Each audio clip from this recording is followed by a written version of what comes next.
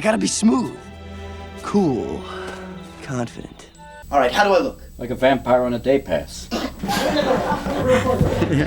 Disney animation used to have rules. Rule number 3! I can't bring people back from the dead. Every frame had to remain consistent, and every character had to be bound to a strict reference sheet.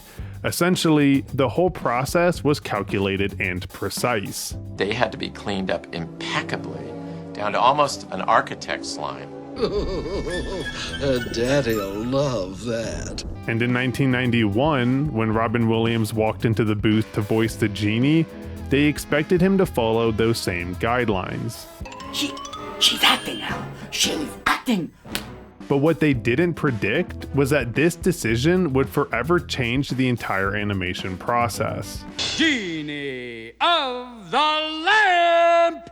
Because Robin Williams didn't give a damn about their rules, and instead of reading from a script, he gave the directors over 16 hours of unscripted stand-up comedy. There was a script. We started with the script. And when we got Robin in the booth, you know, if that's a roadmap, then Robin took lots of detours. Thank you very much. Thank you very much. Stand back. Give the boy some room. And for an animation studio like Disney at the time, this was an absolute nightmare. 10,000 years will give you such a crick in the neck. Disney's animation process depended on one thing: consistency. Every animator working on the film needed to draw the exact same character, not just from the front, but from every possible angle. That may not be the best way to win the girl's affections. To solve this, Disney heavily relied on reference sheets to act as blueprints to a character, so that they could keep the same dimensions and features across multiple artists. We set up character poses, that is for staging and composition. They also based the animation on reality, using real people and even real animals as in-person examples of how something moved. I blame parents, except he hasn't got 'em. These references meant that dozens of artists would be able to draw the Genie because they would all know exactly what he looked like. Look at me from the side. Do I look different to you? There was just one problem. Robin Williams never stayed the same long enough for that to happen. And most of the time, he wasn't even just one person. Right here, direct from the lamp. Right here for your very much wish fulfillment. What we didn't expect was how much Robin was going to give us. Come on, kid. See? Gotta get the snakes, eh? Once Robin got in front of the mic, of course, all the celebrity impressions came out. You need more power, Jim. Don't be afraid. You had it all along. I never did it. I am not at fault. If you want to court the little lady, you gotta be a straight shooter. Do you got it? This created a whole new problem for the animators, because while characters can morph and stretch, they tend to keep their same proportions and details. Okay, if this is a clock, how would it move? How would it walk? How flexible is he? Right. And as I always say, if it's not broke, don't fix it. But the Genie was constantly morphing into completely new people, meaning every part of him, from his face to his proportions, had to be redesigned. Over. All right! Yo, yo, woo, woo. And over. How about Laddie? Sounds like here, boy. Come on, Laddie.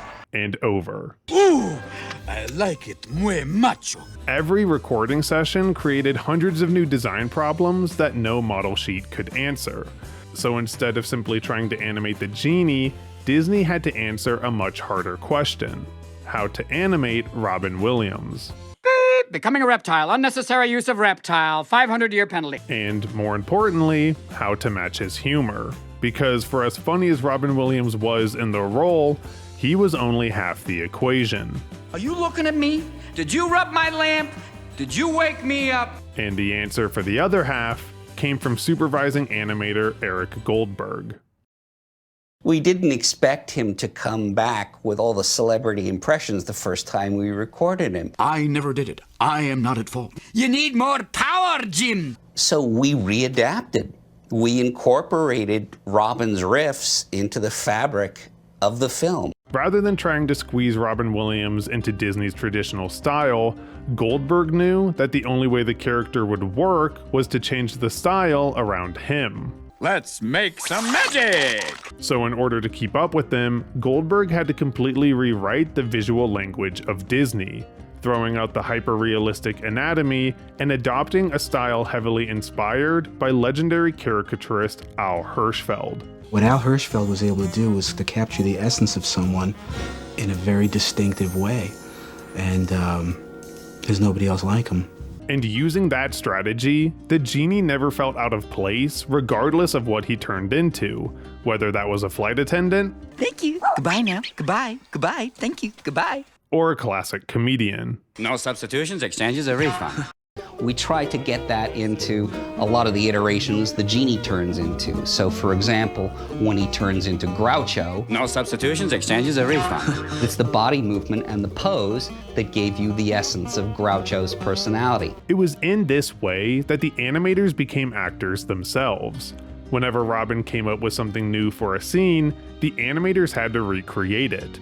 So while he was performing behind the microphone, they were performing with their pencils. They act with a pencil. What they do is I kind of give an inspiration and then they go with it. There's stuff in the cartoon where they just play with images and they go as fast as I do. Give me some tassel. Yeah, yo, yo. And if you watch nearly any Genie scene closely, you'll see that there are two jokes happening at once. The audio cue from Robin, I can't help you. I work for Senior Psychopath now. and the visual punchline from the animator. I can't help you. I work for Senior Psychopath now. The audience isn't just laughing at Robin Williams, they're laughing at the conversation happening between him and the animators. I hate when I do that. Caesar salad. Et tu, Brute? Nope. Both could work on their own, but when they were combined, it created something truly special, which is something Hollywood noticed immediately. Swapping manly stories, and in the morning, I'm making waffles. Just looking a few years ahead, you can already see studios and Disney themselves chasing that same idea. Mike Myers, Eddie Murphy, Cameron Diaz, Ben Stiller, Chris Rock, David Schwimmer, Jim Carrey. Almost overnight, studios stopped asking who has the right voice and started asking whose personality can carry the movie. All right, let's go. And that's ultimately what Robin Williams gave Disney. Whoa! It's everywhere! There's coffee everywhere! We'll take a brief break while we clean up. Disney thought Robin Williams was coming in to voice the Genie. Instead, the Genie slowly became Robin Williams. That was kind of a breakthrough movie, and of course Robin Williams added an element to animation that I don't think we've heard before. The hours that he spent in the recording studio didn't just create the dialogue, it shaped the character itself. It's really wonderful as I say it and they draw it. We'll both be arrested. Here we go!